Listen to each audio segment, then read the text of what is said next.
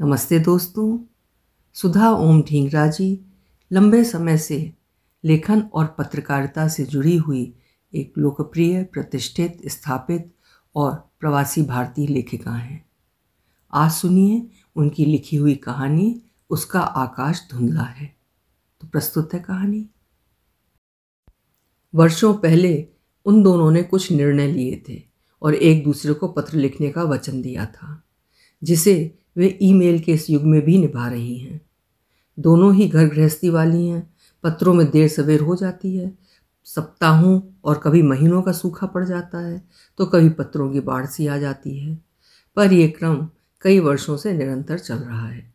दोनों को बचपन से ही पत्र लिखने का शौक है। सुंदर लेखनी और बढ़िया विषय के साथ पत्र लिखने की उनकी प्रतियोगिता होती थी और वो हमेशा जीतती थी और सुरभि हार जाती।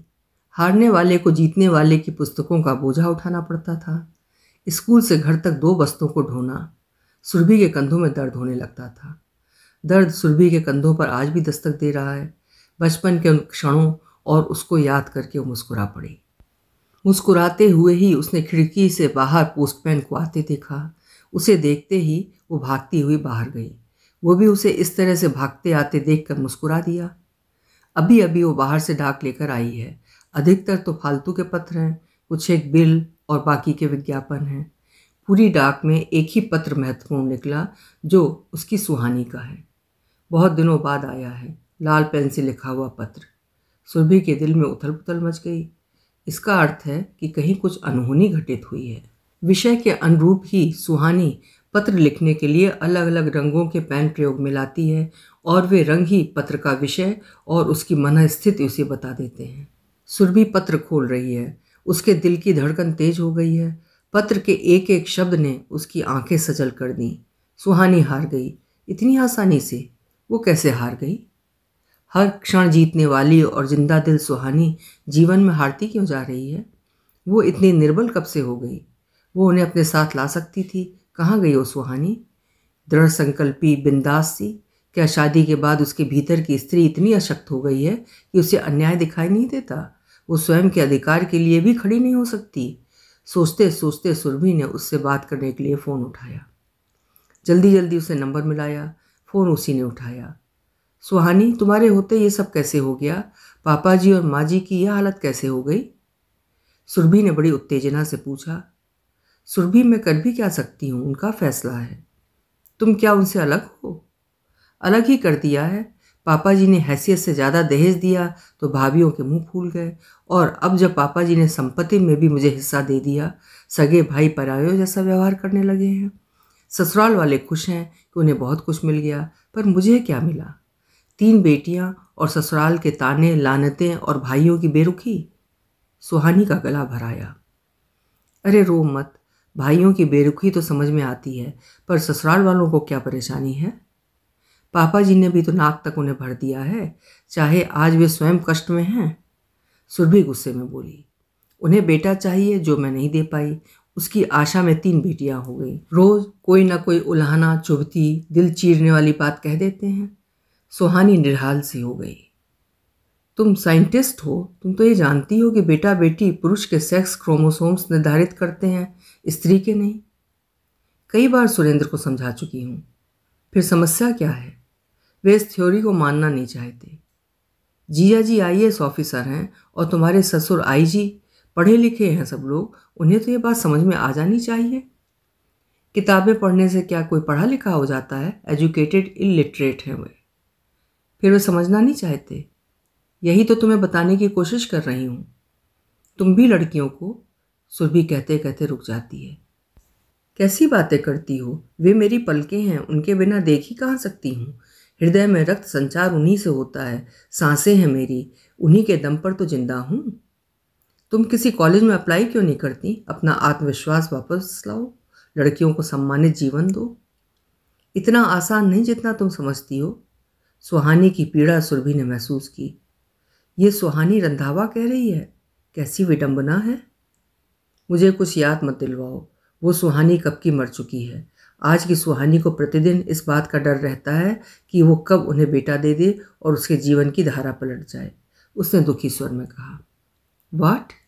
एक पत्र में तुमने लिखा था, पर मैंने इसे गंभीरता से नहीं लिया था, तो बात यहाँ तक पहुँच चुकी है। सुरभि अवाक रह गई। मैंने भी इसे सीरियसली कब लिया था। सोचती थी वो सुरेंद्र की सहकर्मी है, दोनों अच्छे दोस्त हैं। अब काफ़ी कुछ सामने आ चुका है। अपने संबंधों को सुरेंद्र स्वीकार भी कर चुके हैं। वे मुझे अपने साथ रखेंगे, मुझे छोड़ेंगे नहीं, अच्छी तरह जानती हूँ, और छोड़ने भी नहीं देंगे। पर उसके साथ भी। सुहानी का स्वर टूटने लगा, गला रुंध गया। कानून औरतों के पक्ष में है, ये क्यों भूलती हो?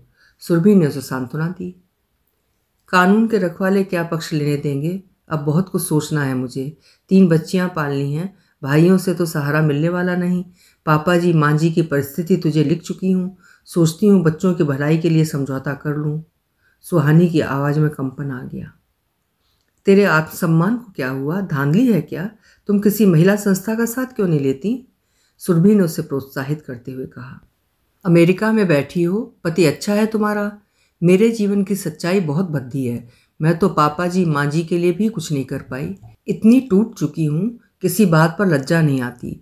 हालांकि पापा जी ने मुझे सुखी देखने के लिए ही अपनी संपत्ति में मेरा नाम रखा था।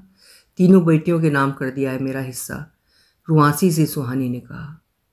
तुम्हें अपने लिए खड़ा होना पड़ेगा। इस तरह समस्याओं के हल नहीं निकलते।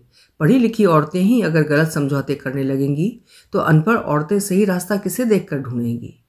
तुम्हें बहुत ऊर्जा और दृढ़ता की जरूरत है। मैं तुम्हारे साथ हूँ। वापस लाओ पुरानी सुहानी को। सुरभि ने उसे फिर उत्साहित किया। सुरभि चक्की विपरीत दिशा में चल रही है। जिसे हर पल मैं समेटती रही, आज वो मुझे संभाल रही है। उसने उदास फीकी हंसी हंसते हुए कहा।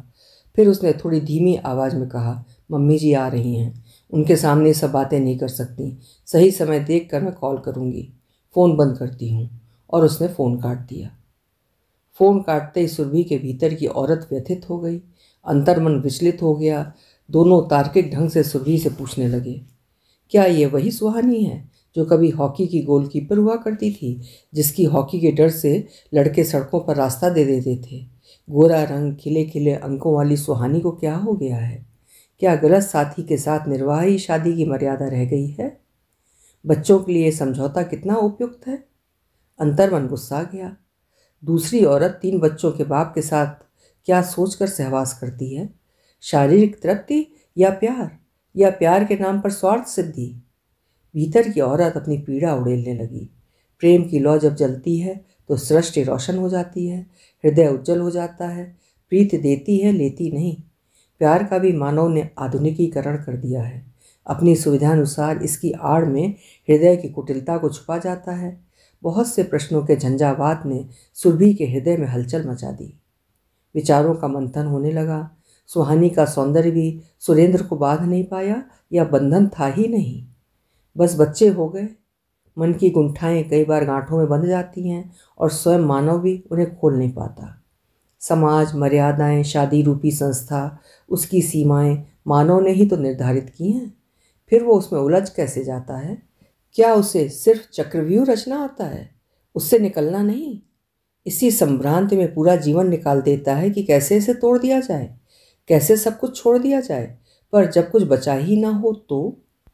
भावनाओं और विचारों के मंथन से निकलकर सुरभि की सोच का केंद्र बिंदु फिर सुहानी बन गई। सुहानी के पत्र के बाद सुरभि को भी चैन नहीं। क्या थी सुहानी और क्या हो गई?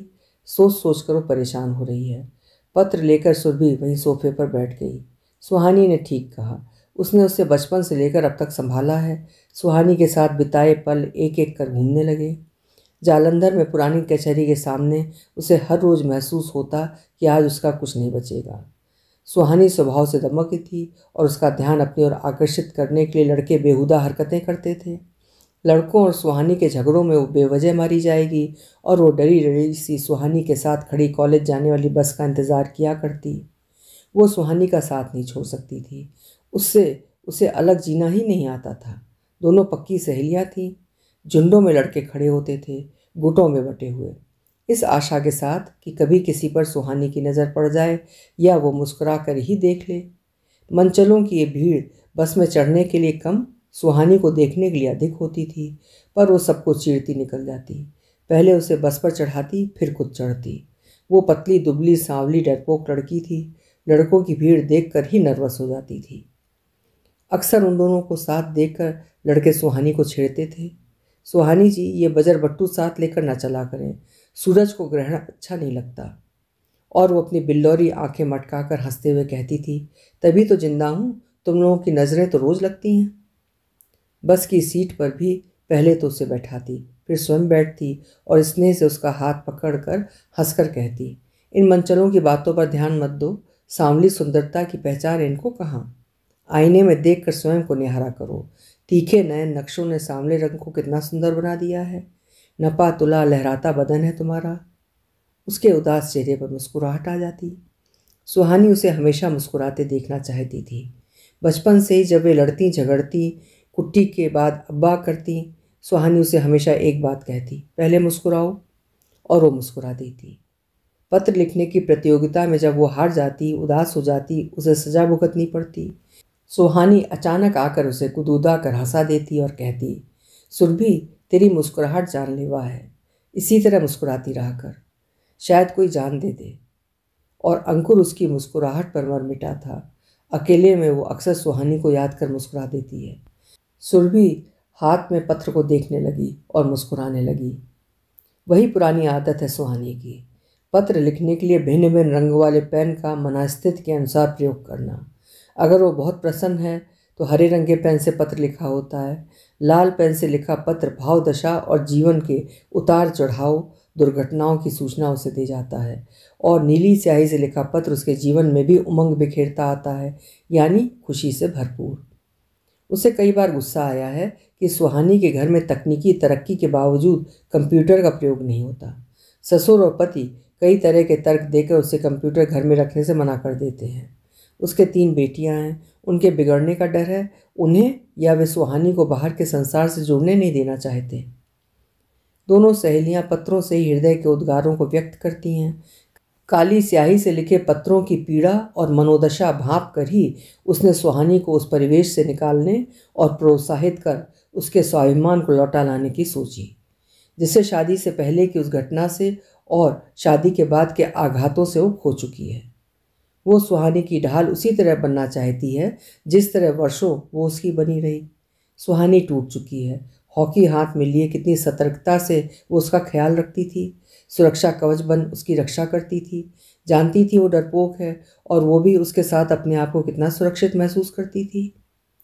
हॉकी की फील्ड से सुहानी जब गोलकीपर नहीं फॉरवर्ड खेलती तो पूरी सतर्कता और सुरक्षा के साथ हॉकी को थामे बॉल के साथ दौड़ती सुहानी के साथ फील्ड में सबसे ज़्यादा शोर लड़कों का उसके लिए सुनाई देता। सुरभि आज भी उन क्षणों को जीवंतता के साथ जी रही है। चलचित्र की भांति सब कुछ घूम रहा है। लड़कों की आंखें कम ऑन सुहानी कहते हुए उसकी सुदृढ़ गोरी पिंडलियों को अधिक देखती। उसके दौड़ने के साथ साथ उनके दिल धड़कते और उनकी नज़रें उसके साथ भागती। सुहानी हॉकी और बॉल के साथ जिस तेज़ी से घूमती, लड़के लड़कियों का शोर भी उतनी तेज़ी से उभरता और उसके गोल गोल घूमने के साथ खेल मैदान गूंजने लगता। सुरभि कई बार महसूस करती कि सूर्य भी उसकी टांगों के सौंदर्य से शर्माकर बादलों की ओट में छिप जाता था। सुहानी उन पलों का बहुत आनंद लेती। जीतने के बाद वो मस्ती में कहती, सुरभि इन मंचलों ने पापा जी की दोनाली बंदूक नहीं देखी, देख लेते तो कब के भूमिगत हो चुके होते। और कहकर वो खिलखिलाकर हंस पड़ती। सुरभि को विश्वास था कि सुहानी किसी के प्यार की जकड़ में आने वाली नहीं। वो तो लड़कों की दिल खोलकर खिल्ली उड़ाया करती थी। अक्सर कहा करती, सुरभि किसे पसंद करूं, इनमें से कोई ऐसा नहीं जो मेरी कलाई थामने में सक्षम हो। सब भौरे हैं, इर्द गिर्द मंडराना चाहते हैं, छूना चाहते हैं, जरा सी टेढ़ी नज़र से देखती हूँ तो भाग खड़े होते हैं। प्यारी सुहानी, तेरी निगाह से नहीं तेरी हॉकी से डरते हैं, वो भी हंसते हंसते कहती। उन्हीं भंवरों ने बिना चुनाव के सुहानी को यूनिवर्सिटी की विद्यार्थी परिषद की नेता चुन लिया और वो उनसे घिर गई। विद्यार्थी परिषद के कामों में उलझती गई। सुरभि के लिए उसके पास समय नहीं रहा। वो उससे दूर होती गई, इतनी दूर कि उसको सुधीर चाना के साथ सुहानी की घनिष्ठता का पता नहीं चला। पहली बार उसने उनकी प्रगाढ़ता देखी तो झटका लगा था। सुरभि को तो कल की ही बात लगती है। वे वनस्पत विज्ञान में पीएचडी कर रही थी। उस दिन पापा जी को दोनाली को भूलकर पंजाब यूनिवर्सिटी की लैब में वे दोनों एक दूसरे के सामने दुनिया से बेखबर सब कुछ भुलाए बैठे थे। वे यूनिवर्सिटी हॉस्टल में रह रही थीं। हॉस्टल के कमरे में आकर वो सुहानी पर बिफर पड़ी थी। तुम मरना चाहती हो तो तुम्हारी इच्छा, मैं पापा जी से अपना भेजा उड़वाने वाली नहीं। पापा जी इस रिश्ते को कभी स्वीकार नहीं करेंगे। तेरे जैसे डरपोक रोज मरते हैं, हम तो एक बार मरेंगे। वैसे जरा बताना वे क्यों स्वीकार नहीं करेंगे? क्या कमी है सुधीर में? दृढ़ता से बोली थी वो केशधारी सिख नहीं, सबसे बड़ा कारण। वो भिन्न जाति का है, दूसरा कारण। उसके बारे में काफ़ी अफवाहें हैं, कई लड़कियों से उसकी दोस्ती है, तीसरा कारण। उसने सख्ती से उंगलियों पर गिनवाते हुए कहा, इन सब बातों के बारे में मैं सोच चुकी हूँ। जो अफवाहें हैं उनकी ओर क्या ध्यान देना। प्यार वो सिर्फ मुझसे करता है, शादी वो मुझी से करेगा। सुहानी ने उसके तर्कों को बड़ी लापरवाही से किनारे कर दिया और आराम से बैठ गई। ये सब कब से चल रहा है? वो सुहानी के व्यवहार से आहत होकर बोली थी। आंखों के चश्मे को साफ रखा कर, तुम्हें कुछ दिखाई ही नहीं देता? तुम्हारे पास से उठकर जाती हूँ सर के जाने के बाद, जब वो लैब में हीर गाता है, मिर्जा साहिबा की हेक लगाता है, वो उस बहाने मुझे ही तो बुलाता है। कितने विश्वास से बोली थी वो। सुहानी जी, आपके सुधीर जी में परिवार का सामना करने की सामर्थ्य है या सिर्फ रांझे बने हीर को ही पुकारते हैं? उसने भी संबंधों की गहराई जानने की कोशिश की। इस प्रश्न पर सुहानी चिढ़ गई। सुरभि, तेरे चश्मे का नंबर भी बदलने लगा है। 6 फुट का हृष्ट पुष्ट खूबसूरत नौजवान तुझे दिखाई नहीं देता? वो सक्षम भी है और समर्थ भी। पापा जी ने हमारे संबंधों को अस्वीकार किया तो मैं भाग जाऊंगी उसके साथ, इतने तेज कि दोनाली से निकली गोली की रफ्तार भी धीमी पड़ जाएगी। ओके बाबा, मान गई। उसने दोनों हाथ खड़े करते हुए कहा था।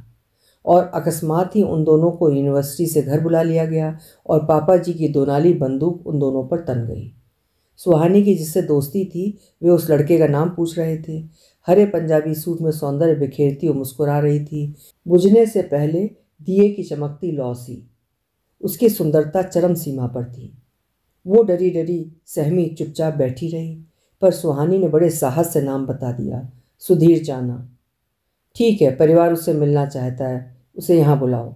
अगले सप्ताह गुरुवार को हम मिलेंगे। कहकर पापा जी की दोनाली बंदूक का मुंह नीचे हो गया। उसने खुलकर सांस ली। उसका डर कुछ कम हुआ। हालांकि वो जानती थी कि पापा जी सुहानी को बहुत प्यार करते हैं। जिन संस्कारों और परिवेश में पले बड़े हुए थे, सुधीर को स्वीकार करना उनके लिए कठिन था, पर बेटी की खुशी के लिए वे अपने समुदाय की नाराज़गी लेने को भी तैयार हो गए थे। सुहानी ने बड़ी उमंग से उसे फ़ोन किया। सुधीर, वो दिन आ गया जिसका हमें इंतज़ार था। पापा जी ने तुम्हें मिलने के लिए बुलाया है। पर मैं तो अभी इसके लिए तैयार ही नहीं। अभी तो मैंने अपने माँ बाप से अपने संबंधों के बारे में भी बात नहीं की है। सुधीर ने बड़ी बेरुखी से कहा।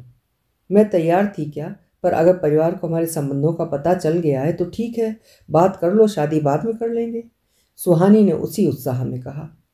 मैं तो सोचता था कि हम अच्छे दोस्त हैं, पहले उसकी परख कर लें, फिर शादी की सोचेंगे। वो बेमन सा बोल रहा था। सुधीर, हमारी भावनात्मक प्रगाढ़ता क्या सिर्फ दोस्ती थी? सुहानी बेचैन हो गई।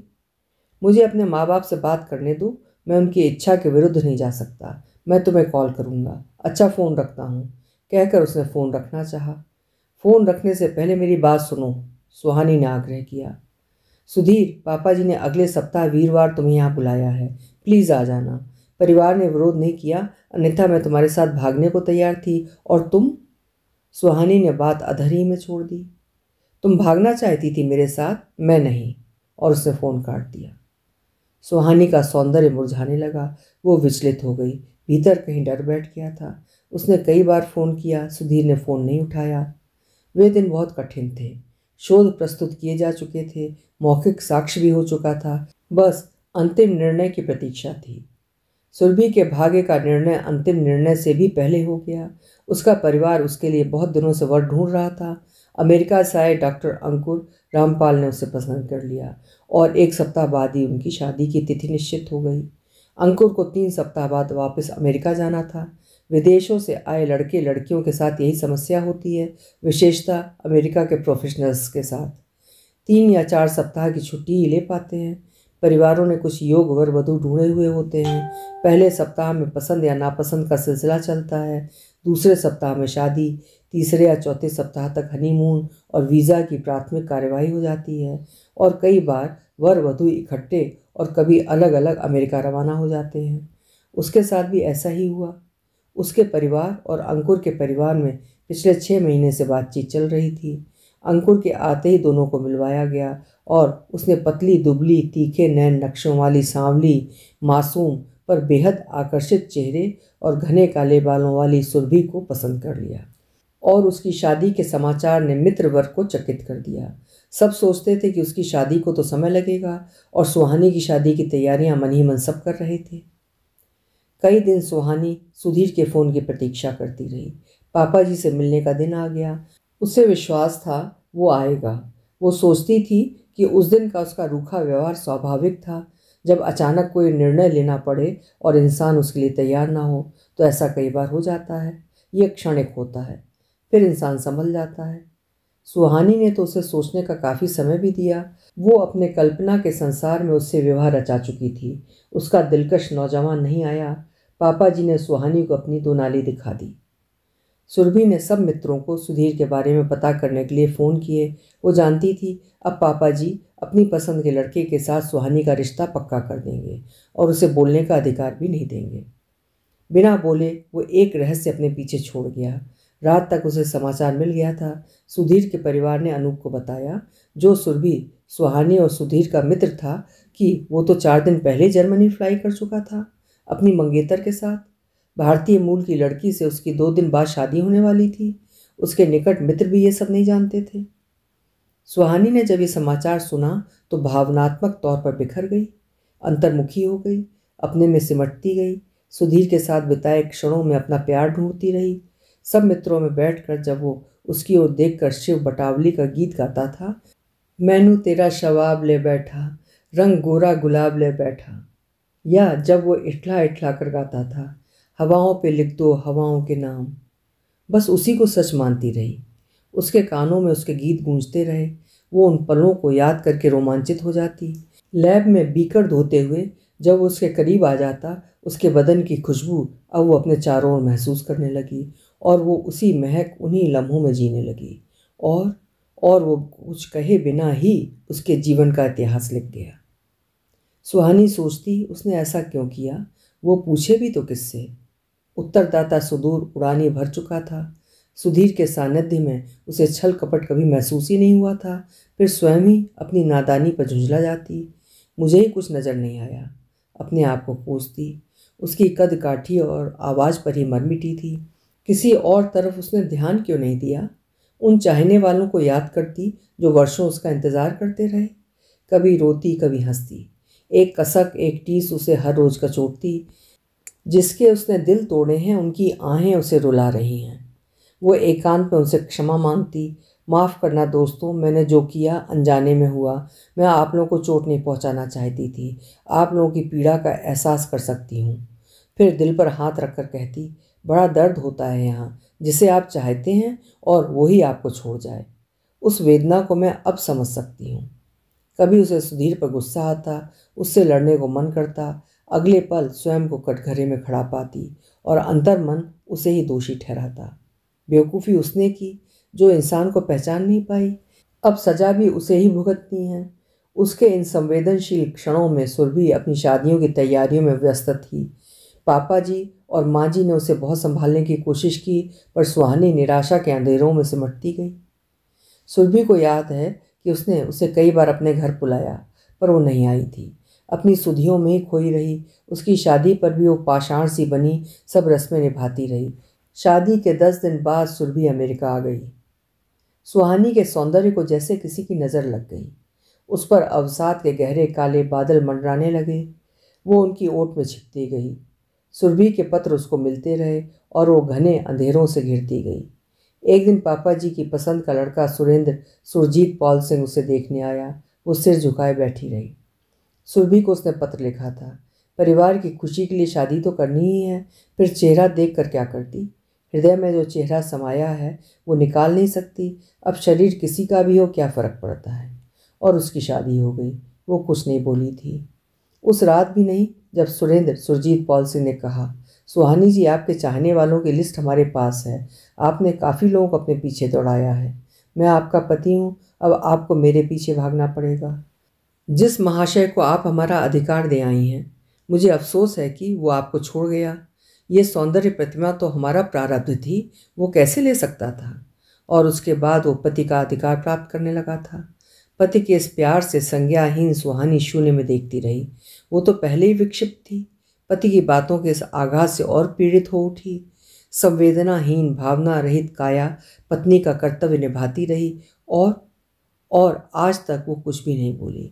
ये भी नहीं कि इस फूल पर कोई भंवरा नहीं बैठा था। काली स्याही से लिखा उस रात का वो पहला पत्र अमेरिका में से सुहानी की व्यथा कहता मिला था।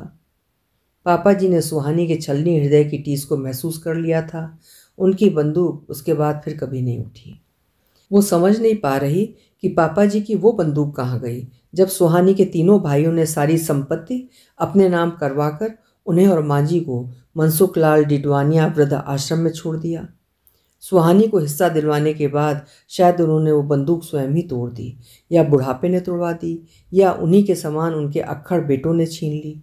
वो सोच में पड़ गई। पापा जी और माँ जी कैसे मान गए? उन्हें इस समय बच्चों के ध्यान और सेवा की ज़रूरत है और किसी के पास उनके लिए समय नहीं। सुहानी भी उन्हें अपने पास नहीं ले जा सकती, उसकी अपनी मजबूरी है। आज के पत्र में ही सुहानी ने एक खबर दी है। कितने प्यार से उन्होंने बच्चों को पाला है। उनके प्यार का सुख तो वो भी ले चुकी है। उस सुख को महसूस करती हुई उस सुहानी के पत्र को रसोई में स्थित स्टडी डेस्क के दराज में रखने आई। उसे एहसास हुआ कि जब से सुहानी का पत्र आया है, एक बात उसके भीतर कुंडली मारकर बैठ गई है कि वो माँ बाबूजी के लिए भी तो कुछ नहीं कर सकी। वृद्ध आश्रम से भी उन्हें वापस नहीं ला सकती। वे बाबूजी के हट को जानती है, पर वो सुहानी को इस तरह मिटने नहीं देगी। आज अतीत की यात्रा ने उसे बहुत ऊर्जा और जागृति दी है। वो सुहानी की गुनहगार है। जब उसे उसकी शिद्दत से ज़रूरत थी, वो वहाँ नहीं थी। वो पुरानी सुहानी को वापस लाएगी। जानती है उसका आकाश धुंधला है, पर वो घने अंधेरे के अंतिम छोर से फूटती भोर की सलोनी किरण से सुहानी के जीवन में रोशनी भरने की कोशिश जरूर करेगी। वो उसे मर्यादाओं के नाम पर गलत समझौते नहीं करने देगी। उसे अपने सम्मान को इस तरह खोने नहीं देगी। और वो डेस्क पर रखे कंप्यूटर को ऑन कर EC यूनिवर्सिटी, जहाँ वो प्रोफेसर है, और दूसरे विश्वविद्यालयों में उसके लिए तरह तरह के सुअवसरों की तलाश करने लगी। अभी आप सुन रहे थे सुधा ओम ढींगरा जी की लिखी हुई कहानी उसका आकाश धुंधला है। आशा है कहानी आपको ज़रूर पसंद आई होगी। कल फिर मिलेंगे। आपका समय शुभ हो।